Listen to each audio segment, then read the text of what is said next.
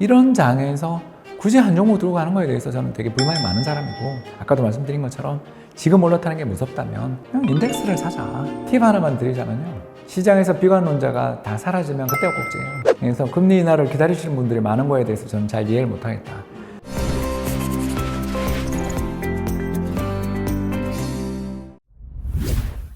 주도주들 사이에서도 사실 좀 엔비디아 가격이라는 게 이제 궁금한 상황이기도 하거든요. 뭐 이제 거의 140달러까지 넘어왔다가 최근에 이제 조금 조정이 됐고요. 이제 오늘 이제 촬영일이 이제 7월 3일이니까 또 이제 뭐 살짝 빠졌다가 다시 올랐다가 오르락내리락 하는 분위기거든요.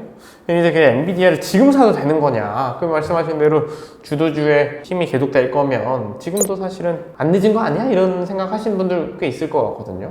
저는 안 늦었다 쪽이죠.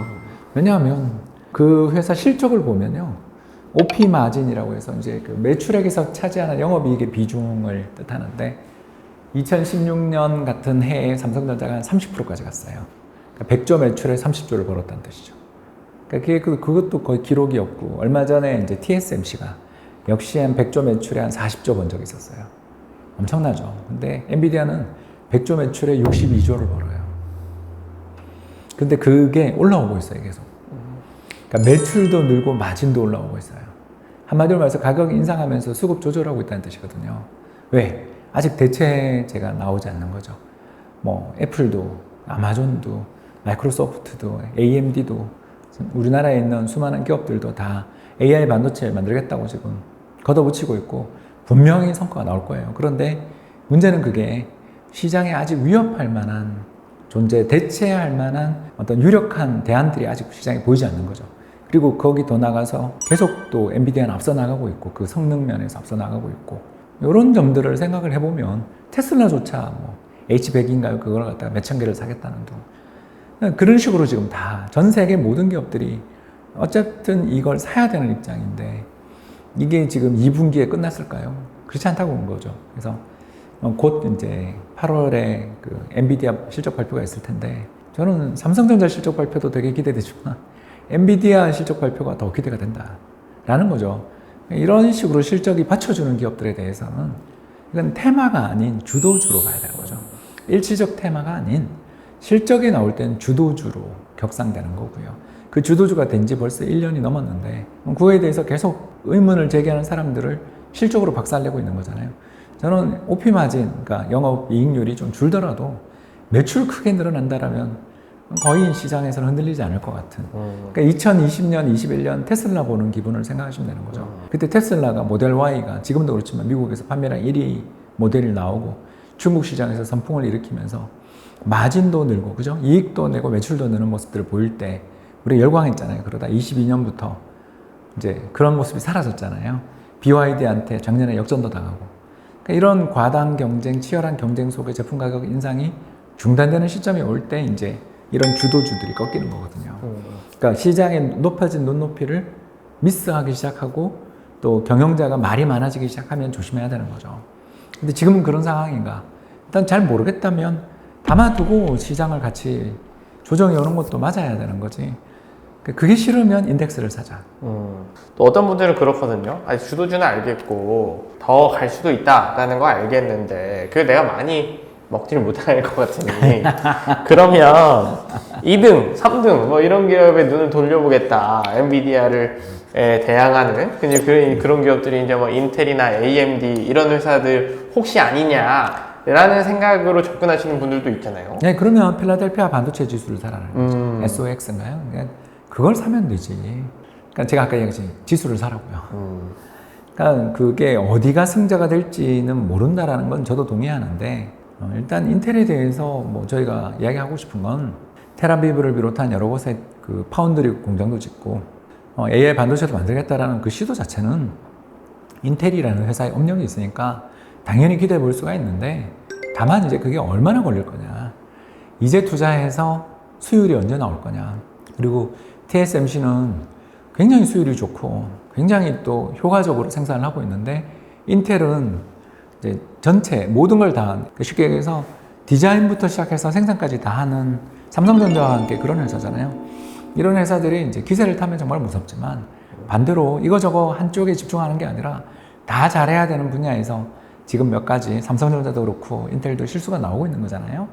삼성은 뭐 HBM부터 시작해서 파운드리 수율 문제 이런 거 하나도 지금 문제가 좀 해소되는 징후가 안 보이는데 인텔은 뭐 말할 필요도 없이 지속적인 실패 속에 AMD에게 추격을 크게 당해서 이제 노트북용 CPU도 옛날 같은 지배력 찾을 수 없는 상황인데 여기서 과연 될 것이냐 이런 의문들이 들잖아요. 그런데 이제 이런 기업들을 빼고 갈 수가 없는 게 복권 긁는 것처럼 운이 좋아 터질 수도 있는 거잖아요. 그건 우리가 모르는 거잖아요. 그렇다면 이렇게 이런 게 다 걱정스러우시면 그냥 인덱스를 사면 되는 거죠. 그래서 저는 이런 장에서 굳이 한 종목 들고 가는 거에 대해서 저는 되게 불만이 많은 사람이고 아까도 말씀드린 것처럼 지금 올라타는 게 무섭다면 그냥 인덱스를 사자. 나스닥 100이든 아니면 SOX든 사면 되는 거지. 그걸 자꾸 고르려고 해봐야 이기질 못한 경험들이 많으시잖아요. 그래서 저는 마음 편하게 그냥 나스닥 100 들고 있습니다. 예, QQQ 들고 있습니다. 아니 사실 TQQQ도 갖고 있고요. 예, 재밌잖아요. 그렇죠. 제 인생에 의미 없는 지분 정도 갖고 있으면서 이렇게 투자하다가 리밸런싱 한 번씩 해주면 굉장히 재밌거든요. 그런 건 제 인생에 의미 없는 지분 한 1%? 그 정도만 들고 있습니다. 나스닥 지수나 뭐 S&P 500도 뭐 작년도 그랬고 올 초도 그랬고 너무 올랐다 이랬지만 사실 S&P 500 올해만 30번 넘게 신고가를 돌파했으니까 한 30% 올랐더라고요. 예, 그런 거 보면 무섭죠. 일단 엔비디아 실적, 저 매출액이 언제까지 저렇게 이어질 것인가에 대한 거, 미래를 우리가 모르는 불확실성 이런 것들에 대해서 이제 걱정을 많이 하시는데 제가 팁 하나만 드리자면요. 시장에서 비관론자가 다 사라지면 그때가 꼭지예요. 그게 무슨 말이냐면 저러다 말지라는 사람들이 잘못했고 저는 엔비디아 사서 부자 되겠습니다라고 다 변심하고 개종할 때가 제일 무서운 거죠.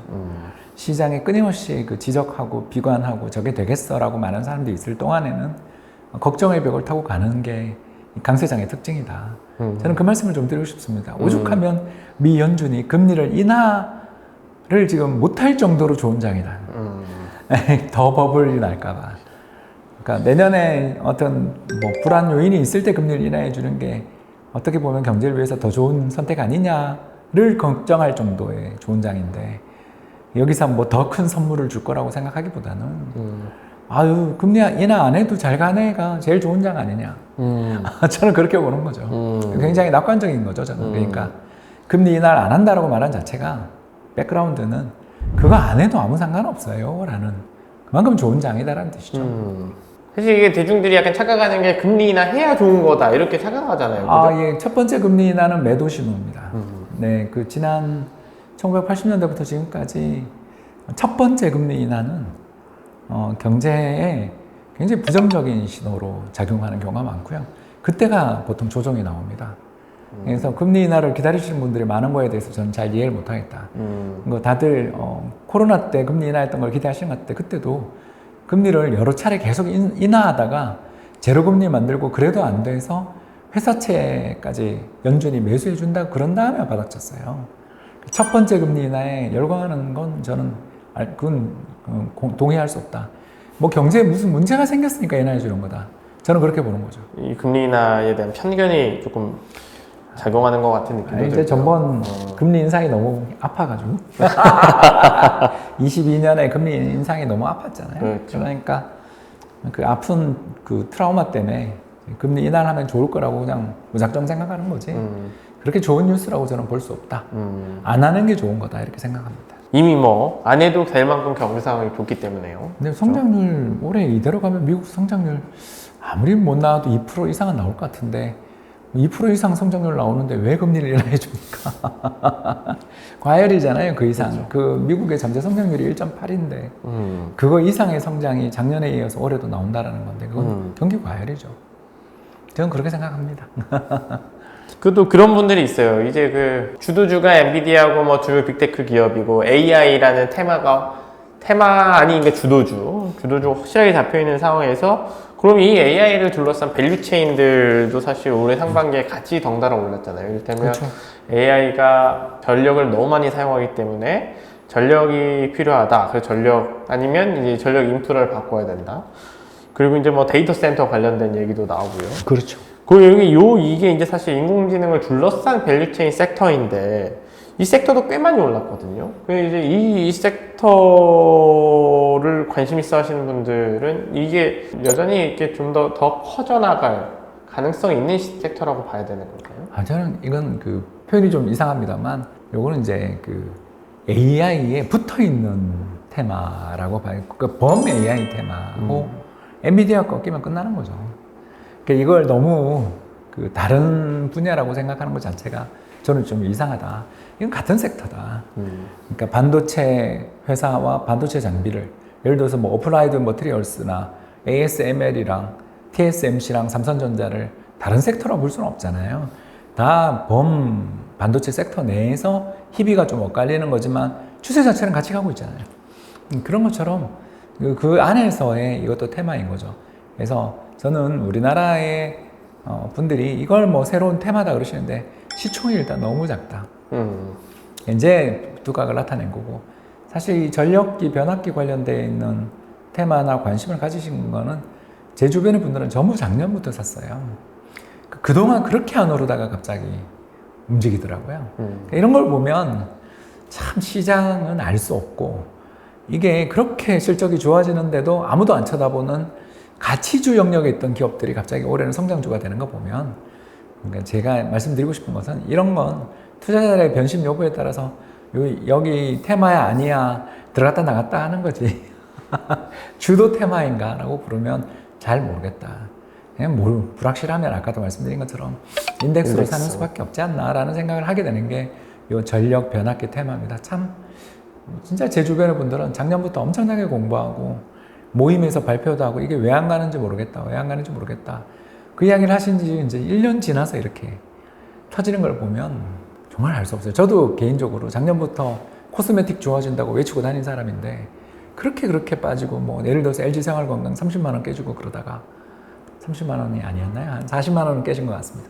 아무튼 그렇게 하다가 올해 갑자기 새로운 주도주 하면서 이렇게 우리나라 코스맥스부터 시작해서 화장품 주식이 왜 오래 오르는지 작년부터 이미 다 보였는데, 미국 시장에서 프랑스 제품을 한국이 다 추월하고 이겨서 지금 거의 점유율이 이렇게 벌어지고 있는, 작년부터 그랬거든요.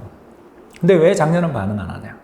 자, 이런 거 물으면 그걸 맞춰낼 수는 없는 거고, 그냥 싼 걸 사서 또는 미래 전망이 밝은 걸 사서 그 시장이 나를 잡아줄 때까지, 나를 알아줄 때까지 기다리는 게 투자의 요체인데, 그게 대부분의 사람들은 너무 어렵고, 저도 심지어 손절 친 사람으로서 그게 얼마나 어려운지를 저는 알거든요. 그래서 그런 어떤 주도주 섹터가 될 기업을 딱 미리 사서 10배, 10배거를 내는 거는 정말 우리의 도파민을 자극하는 최고의 짜릿함인 건 알지만, 이게 과연 자주 있는 일이냐, 그리고 또 그런 걸 우리가 횡재라고도 볼 수 있는 그 심루타를 일생에 몇 번을 더 칠 수 있느냐에 대해서 한번 자문해보면, 제가 이야기했던 투자 스타일도 그렇게 나쁜 스타일은 아니지 않냐.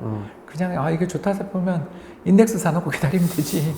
이렇게 개별 종목이 저게 정말 언제 부각되는지를 예측해서 맞추는, 저는 경마 비슷하게 느껴진다라는 거죠. 그런 거는 저는 자신 없다. 그런 능력도 없고, 편하게 매크로로 보면 작년부터 계속 올해까지 좋아지는 경기 흐름이고, 반도체가 주도하니까 그냥 거기 그 섹터에 머물러 있자. 남이 뭐라 그러더라도 이게 끝나면 끝나는 거지, 떠나지 말고 여기 있자. 샀다 팔았다 올해는 할 필요가 없는 장이다. 그런 생각을 하고 있습니다. 결국에 뭐 다른 데 눈 돌려봐야 뭐 답이 없다. 이게 다 답이 없기 범 때문에. 데이터 센터고 뭐 다 범 반도체인데, AI 테마인데 뭐 그렇게 구분해서 뭐 볼 필요가 있나. 이것뿐만 아니라 이것도 좋다라는 말이 나올 때가 오히려 장안전은 위험한 데다, 이렇게 생각합니다.